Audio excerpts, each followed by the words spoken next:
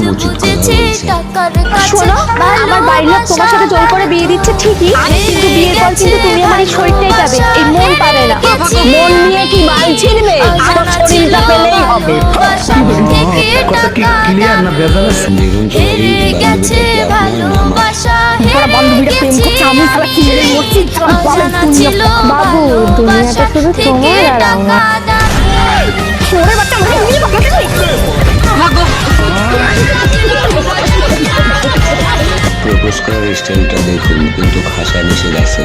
I love you. সবাই তো একই ভাবে প্রপোজ করে, তুমি একটু অন্যভাবে করো না। তোমার বাবার দেওয়া খাট আমি রোজ রাতে ভাঙবো, কিন্তু তবুও তোমার মন ভাঙবে না।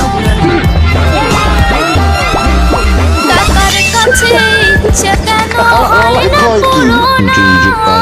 স্বপ্নগুলো ভেঙে চুরে হয় কেন চুরো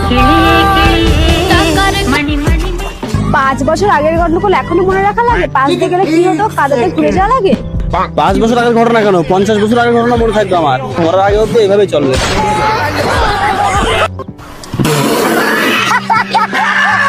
এই ভাইটি কোন পিম্পলের কথা বলছে আপনারা কি বুঝতে পারছেন? দেখ, আমি ফেসিয়াল করেছি, আমার মুখে একটাও পিম্পল নেই। আমি তো দুটো দেখতে পাচ্ছি।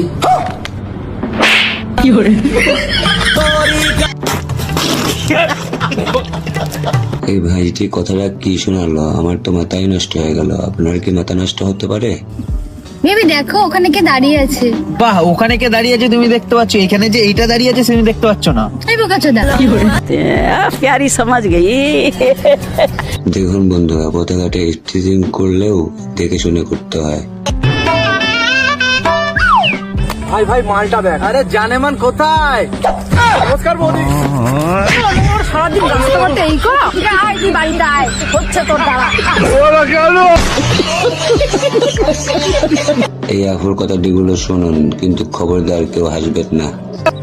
আচ্ছা বেবি, আমি যদি তোমাকে রোজ দিই তাহলে কি তুমি আমাকে বিয়ে করবে? হ্যাঁ, পাগল হয়েছে নাকি? তুমি যদি রোজ দাও আমার বিয়ে করার কি দরকার?